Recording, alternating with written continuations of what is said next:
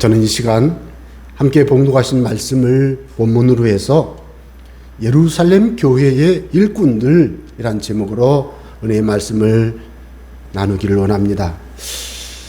저는 간증을 간단히 하고 싶습니다. 저는 대학 4학년을 졸업할 때 제가 신학대학원을 준비했고 시험을 봐서 합격을 했는데 진학을 중단했습니다. 왜냐하면 부모님도 불신해 또 제가 신학대학원에 진학하는 것을 별로 협조를 안 하셨어요.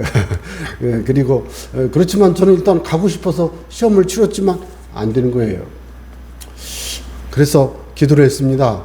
하나님, 제가 목사가 되고 싶은데 저도 좀 일할 수 있는 독립을 해야 되니까요. 독립해서 생활할 수 있도록 교회 일을 좀 주세요. 그렇게 기도를 했어요. 그랬는데 갑자기 광고가 뜨는 거예요. 여러분, 우리 교회 사찰 집사님이 갑자기 그만두게 됐습니다. 일할 사찰 집사님을 빨리 모셔와야 되는데 시간이 없습니다. 이번 주 이사 갑니다. 이러는 거예요.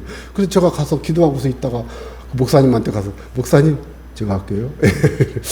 제가 목사 되기 전에 1년간 교회 관리 청년으로 교회 일을 하면서 제가 청소 특기, 보일러 관리 특기, 음향 관리, 또 예배 전 준비가 뭐가 필요한지, 토요일 날 교회에서 뭘 해야 되는지 다 배웠습니다. 얼마나 열심히 일했냐면 제가 일생에 딱 2번 기절했는데 그 청년 때 그때 딱 한 번 기절했습니다. 그래서 새벽 4시에 일어나서 4시 반 새벽 기도 준비하고 하루 종일 일하고 밤에 자고 또 막 이러면서 일할 때 제가 교회를 속속들이 알게 됐는데 교회는 크게 말하면 여러 기준이 있지만 일 기준으로 놓고 보면 교회 일을 열심히 하는 분이 있고 교회 일을 열심히 안 하는 분이 있구나. 이런 거를 제가 청년 때 배웠어요.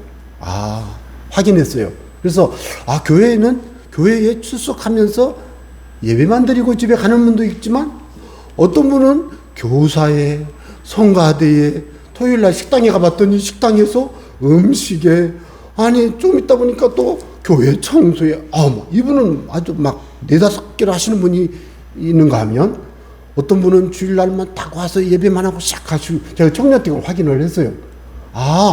교회에는 여러 사정과 형편이 있어서 일하시는 분들이 다양하게 일을 하시고 어떤 분은 정말 더 많이 하시고 어떤 분은 너무 많이 하시고 이렇구나 이런 걸 제가 그때 배웠어요. 그러면서 참 주의 일을 한다는 것이 쉽지가 않구나. 저는 생활비를 받으면서 사찰을 했지만 교회 봉사하는 분들은 봉사비를 받지 않지 않습니까? 그러니까 이 교회가 든든히 서가려면 봉사비를 받으면서 일하는 사람도 중요하지만 봉사비를 안 받고 일하는 사람은 더 중요하다는 것을 청년이 때 발견했습니다. 그런데 오늘 나누려고 하는 이 말씀은 예루살렘 교회의 일꾼들에 대한 이야기입니다. 예루살렘 교회의 일꾼들에 대한 이야기입니다. 자, 여러분들께서 예루살렘 교회의 부흥에 대해서 지금까지 살펴보셨습니다. 예루살렘 교회가 부흥하는데요, 3,000명, 5,000명. 상식적으로 생각해 볼 때 불가능한 부흥이죠. 날마다 제자의 수가 더하더라. 참, 저는 이 사도행전을 한 100번도 더 읽었어요. 100번이면 한 200번 이상 읽었을 거예요. 어떤 때는 하루에 한 번씩 한 달, 2달 막 읽기도 하고. 왜요? 사도행전과 같은 놀라운 성령의 역사와 예루살렘 교회와 같은 놀라운 부흥의 역사를 어떻게 우리가 이 시대에 경험할 수 있을까? 그래서 읽다가 꼭 멈추던 곳이 어디였냐면 사도행전 6장이었어요. 사도행전 6장을 읽다 보면 저는 막 성경을 읽을 때 한 말씀, 한 단어 하나를 곱씹어보면서 읽는 버릇이 있는데요. 제자가 더 많아졌는데 이것이 마음에 다 걸렸는데 7절을 보면 제자의 수가 더 심히 많아지고 이게 그냥 눈에 콕콕 찍혔어요. 제자의 수가 더 많아지는 것보다 제자의 수가 더 심히 많아졌다고 하는 이 놀라운 어떤 그 말씀의 이 표현은 예루살렘 교회가 부흥의 절정에 도달했다. 이걸. 그런데 여러분, 여기에서 주목할 일이 하나 있는데 그것은 바로 예루살렘 교회의 일꾼들이 많더라는 것이죠. 어떤 의미에서 제자라는 말에서는 일꾼이 참 많습니다. 그런데 예루살렘 교회뿐만 아니라 사도행전에서는 제자라고 말할 때 그 제자는 12사도와 같은 제자가 아니고 예수님을 그리스도라고, 예수님을 주님이라고, 예수님을 구주, 주님이란 말은 예수님은 나의 모든 것의 주인이란 뜻이고, 구주라는 말은 내가 죄인인데 이 죄의 문제를 해결해 주신 구세주라는 뜻이에요. 그러니까 우리는 예수님을 누구로 먼저 믿습니까? 구주로 믿고 보니 모든 게 주님의 것이 예수님의 거예요. 그래서 나는 예수님을 구주로 믿고 깨닫고 보니까 예수님은 나의 주님이에요. 이거를 믿는 사람들이 사도행전에서는 제자라고 말을 했어요. 그래서 다시 표현할까요? 교인이라는 뜻이에요. 사도행전에서의 제자라는 말은 교인이라는 뜻이에요. 사도 12사도처럼 예수님께 특별히 선택을 받아서 12사도 이렇게 세우신 게 아니고, 사도행전에서 나오는 제자는 예수님을 믿은 사람, 오늘날식으로 말하면 누구라고요? 교인. 왜 그런 교인이라고 하나요? 그리스도인이라고 하지 않고, 교인 중에는 구원받은 그리스도인이 있는가 하면, 교인 중에는 구원받지 못한 비그리스도인이 있을 수 있습니다. 그거는 주님만 아시기 때문에. 그래서 바라기는 모든 교인이 그리스도인이 되기를 바라지만, 교인 중에 실족하고 신앙을 떠나는 일들이 발생하는 것을 보면서 교인이 전부 다 구원받지 못할 수 있다는 것을 알 수가 있어요. 그래서 교인이라는 말이 다 구원받은 자라는 뜻은 아니에요. 그래서 여기에서 우리가 하나님 앞에, 아주 어미로우신 하나님 앞에서 나를 더 하나님 앞에 조심스럽게 믿음의 어떤 무장과 훈련을 통해서 주님을 섬기는 일꾼이 되어야 할 필요가 있는 것을 알 수가 있는 것이지요. 그래서 예루살렘 교회가 주님이 세우신 첫 교회로 세워진 후 많은 교우들이 모여들었지만 일꾼을 세우지 않았습니다. 그래서 사도들의 업무가 과중되어 결국은 원망과 불평이, 갈등과 분쟁을 일으켰습니다. 사실 그 분쟁이 발생한 그 당시에 예루살렘 교회에 스데반, 빌립, 프로고로, 니가노르, 디물, 바메나, 니골라가 있나요, 없나요? 빨리 대답해 보세요. 있어요, 없어요? 있잖아요. 왜? 예루살렘 교회에 출석하는 사람 중에서 스데반, 빌립, 프로고로, 니가노르, 디물, 바메나, 니골라를 뽑았잖아요. 분쟁과 갈등이 있을 때 그들이 그 교회에 있었습니까, 없었습니까? 있었습니다. 나중에 안디옥 교회에 가서 유명한 목회를 한 그 바나바, 그 교회에 있었습니까, 없었습니까? 있었잖아요. 그런데 그 교회에 문제가 발생했어요. 왜 그래요? 일꾼이 없어서라기보다는 일꾼을 효과적으로 일할 수 있는 환경을 안 만들어 놓았기 때문에 12사도가 모든 말씀, 기도, 접대를 다 하다 보니까 어떻게 12사람이 그 많은 2만 명 가까이 되는, 2만 명 정도 되는 사람들이 모였다고 제가 지난번에 말씀드렸잖아요. 그런 교회 사람들을 12사람이 어떻게 다 말씀을 가르치고 기도해주고, 그 또 헬라파, 유대파, 헬라파, 히브리파 그 과부들을 구제를 하다 보니까 사고가 난 거예요. 무슨 사고예요? 왜 자꾸 교포 유대인 과부들은 구호품을 주는데 왜 자꾸 빠뜨려요? 이번에도 비가 많이 오니까요, 아산시 같은 경우는 막 집에 물이 들이차고 막 그러니까 시에서요 그 집집마다 도시락을 이렇게 다 배달해주고 막 그랬더라고요. 참고로요, 우리 교회 그 이순 집사님은 제가 기도했어요. 비 좀 그만하게 해주세요, 하나님. 이거 어떡하면. 여러분, 그런 기도 해야 돼요. 하나님 영광문에서 기도하는 것도 감사한데, 삶이 어려울 때는 기도해야 돼요. 그쵸? 막 기도했어요. 그런데요, 비가요, 문 넘어올 정도까지만 오고 딱 그쳤어요. 그래서 내가 할렐루야, 빨리 교회 와서 감사하세요. 그런데 아직도 안 오시네. 실합니다. 그래서 그분은 자기 회관에 갔다 오는데 허리춤까지 물이 차가지고, 왜, 이게 길이 언덕이 있잖아요. 집에 왔는데 집은 뽀송뽀송한 거예요. 그래, 감사해요. 그 정도로 이번에 비가 왔는데, 그래서 비가 오고 나니까 도시락이 다 이게. 그런데 누구 빠져보세요. 밥을 먹어야 되는데 밥을 할 수 없어, 환경이. 전기도 안 되고. 여러분, 비 오면 전기 차단되는 거 알죠? 어떡합니까? 냉장고도 둥둥 떠다녔고 뒤집어졌는데 먹을 거 없어요. 그럴 때 도시락을 배달하는데 한 끼 정도만 안 먹으면 좀 먹고 살 수 있으면 좀 참을 수 있지만 계속 먹어야 된다면 도시락 배달이 생명줄인데 이 빠져보세요. 큰일 나는 거죠. 예루살렘 교회 같이 그런 일이 발생한 겁니다. 여기 1절에 나오는 과부들이 매일의 구제에 빠짐으로 히브리파 사람을 원망하니 그랬죠. 헬라파 유대인들이 자기의 과부들이 매일의 구제, 그 접대, 구호품 나눠줌에 빠짐으로 히브리파 사람을 원망하는 사건이 발생한 것입니다. 여러분, 이 사건을 통해서 예루살렘 교회는 사도들이 깜짝 놀랐죠. 그래서 어떻게 해결책을 세웠습니까? 3절, 이거 중요합니다. 형제들아, 너희 가운데서 성령과 지혜가 충만하여 칭찬받는 사람, 이게 중요합니다. 너희 가운데서예요. 옆집 교회가 아니에요. 옆 교회가 아니에요. 너희 가운데서 성령과 지혜가 충만하여 칭찬받는 사람 7을 택하라. 그리고 우리가 이 일을 접대하는 일을, 과부들 구제하는 일을, 구품 배부하는 일을 7명에게 맡기고, 사도들은 우리는 기도하는 일과 말씀 사역을 힘쓰겠다는 거예요.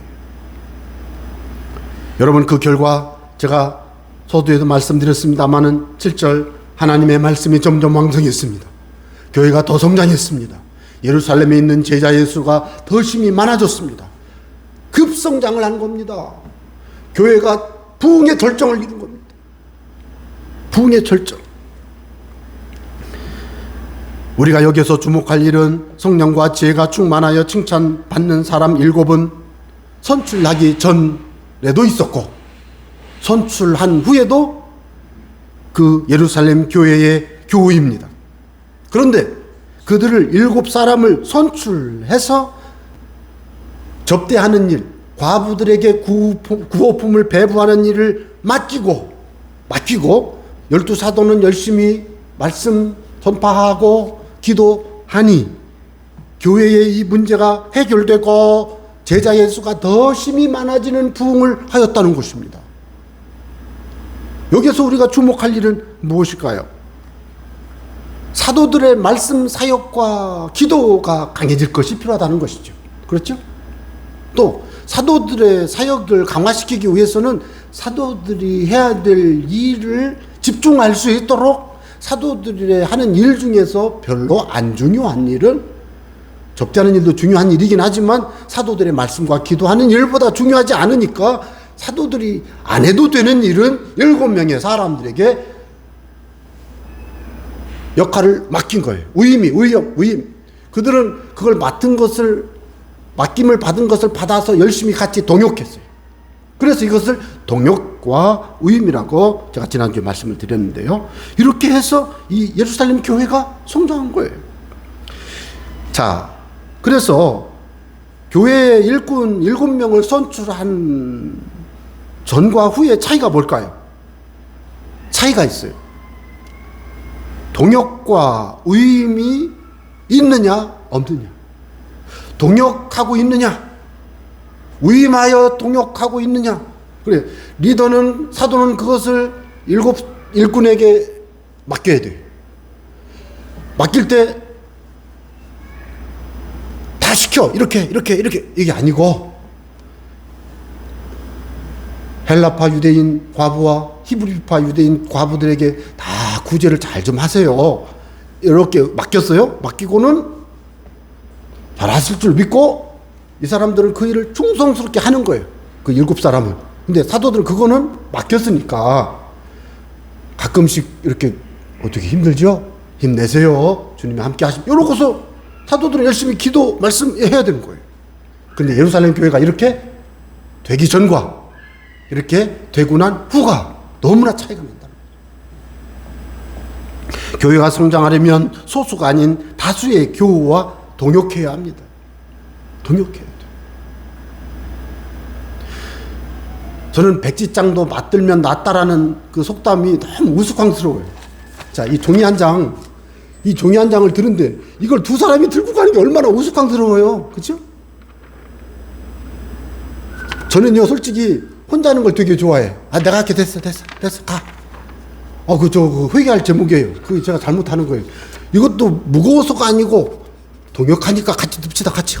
이래야 되는 게 성경의 원리라고요. 왜? 혼자 하면 안 돼요. 그래서 하나님이 부부를 만들어 주신 거예요. 부부. 가정을 만들어 놓은 거예요. 그래서 부부도 같이 살잖아요. 같이. 교회도 마찬가지예요. 동역. 그런데 맡겨놓고는 위임을 안 해. 위임을. 과거에 제가 다 말할 수는 없지만 어느 교회에서의 일인데, 목사님 빨리 오세요. 왜 그러냐고요. 그 권사님이 어디 간을 좀 봐달래. 기가 막혀가지고. 저는 그런 목사가 아니에요. 제가 그래서 그분한테 그랬어요. 권사님이 가장 맛있게 기도하고 만드셨으면 100점이에요. 설령 그 음식이 좀 짜도 상관없어요. 저 그렇게 말했어요. 그래서 나중에 봤더니 무슨 일이 발생했냐면, 여러분 팀이 있으면요, 좀 큰 교회는요, 부장이 있어요. 아시나 몰라. 아시잖아요. 부장이 있어요. 그런데 당번이 있어요. 이때는 누구 한 부장이 한 5부장, 6부가 있으면, 그러면은 가서 어느 날 봤더니 다툼이 났어요. 왜 다툼이? 짜다는 거예요. 일단은 이사분은. 이분은 보더니 안 짜다는 거예요. 그래서 제가 뭐라고 한지 아세요? 오늘 당번이 누구예요? A 오늘 몇 조예요? 주장 이리 오세요. 누가 간했어요? 이분이 하셨대, 이거. 그래요? 누가, 부장님이 권사님이 하셨죠? 오늘은 권사님이 간했으니까 됐습니다. 다른 분들 말하지 마세요. 자기가 음식할 때만 말하지 마세요. 왜? 그러면 어떻게 음식을 하냐고요. 여러분, 제가 왜 이 얘기를 예를 들냐면, 이해하기 쉬워서 얘기를 하는 거예요. 이런 식의 방식으로 교회 일을 하는 사람이 얼마나 많은지 몰라요. 그러니까 마치 자기가 다 해야 돼. 또 이게 있어요. 내가 너보다 먼저 왔잖아. 그러니까 내 말 들어. 참네. 진짜 왜 이러는 거예요? 교회가 군대입니까? 그게 아니에요. 교회는 사랑과 은혜로 봉사하는 것이지. 그런 원리가 필요해요. 그래서 위임이 뭐냐? 맡은 자가 하는 일이 죄가 아니고 사랑과 믿음으로 충성스럽게 봉사하고 있을 때는 죄가 아닌 경우에는 말하지 말 것. 죄가 아니면. 그리고 맡겼으니까 그분은 맡음을 받았으니까 최선을 다해서 하면서 형편상 때로는 가끔씩 있잖아요. 교회는 장로님도 계시고 하니까 일하다가 장로님이 이렇게 하면 되지요. 이러면서 서로 조화를 이루고 대화를 하면서 일을 하는 거지. 그래서 교회는 동역과 의임의 원리가 잘 세워질 때 교회는요 성장하는 거예요. 믿습니까? 굉장히 중요합니다. 여러분 예를 들어서 베드로 사도가 예루살렘 교회 주방에 가서 간을 보면서 소금 좀 더 넣어. 그런데 그 다음날 음식을 차렸는데 베드로 사도가 저 사마리아 가 계신데 전화하는 거예요. 베드로 목사님, 사도님 이 간을 하셔야 되는데 어떻게 요한한테 맡겨. 요한한테 하라고 그래. 그러면 그 교회는 큰일 난 거예요. 아니에요. 그런데 설교를 준비하는 베드로 사도가 사도님 내일 설교는 그래 좀 기다려. 그건 꼭 해야지. 베드로가 왜? 자기가 설교할 거니까. 그런데 베드로한테 간까지 보라고 하면 안 되는 거예요. 우리의 삶에서 교회가 성장하고 믿음으로 아름다운 교회를 이루려면 하나님이 기뻐하시는 인격, 성품과 그리스도를 사랑하고 교회를 사랑하고 복음을 땅끝까지 전파하는 그런 마음을 가지고 충성스럽게 헌신하는 신앙의 모습, 이 정도만 있으면 교회에 섬기는데 웬만한 어려움은 다 극복이 된다는 것을 저는 30년 목회하면서 많이 경험했어요. 그리고 교회사적으로도 또 여러 예를 통해서도 봤어요. 그래서 어떻게 해야 되느냐? 저는 우리 교회의 부흥을 가져오는 어떤 일꾼의 모델을 한번 이 사도행전 6장에서 찾아봤어요. 첫째는 믿음이 충만해야 돼요. 믿음 충만, 당연하잖아요? 그런데 여러분, 당연한 게 안 되는 게 당연한 거 아세요? 당연하게 될 일이 당연히 돼야 될 줄 아는데 안 될 수 있다는 거. 안 됩니다. 안 됩니다. 예, 안 됩니다. 어린아이가 10개월이 되면 걷는 아이가 있어요. 감사하죠. 빨리 걸었으니까. 근데 어떤 애는 12개월이 돼서 걸어요. 감사하죠. 어떤 애는 13개월, 14개월이 돼서 걸어요. 왜 그런지 아세요? 좀 무거워요. 몸무게가 많이 나가는 좀 늦게까지 걸어요. 늦게 걸어요. 그런데 문제는 뭐예요? 5년이 되는데 안 걸으면 큰일 난 거죠. 안 되잖아요. 그래서 당연한 일이 안 될 때는 그것을 장애라고 그래요. 장애라고 그래요. 교회에서도 당연히 돼야 될 게 안 되는 거는 잘못된 거예요. 그렇죠?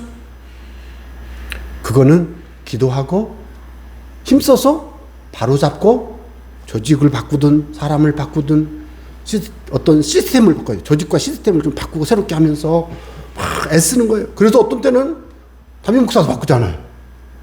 진짜잖아요. 여러분 아시잖아요.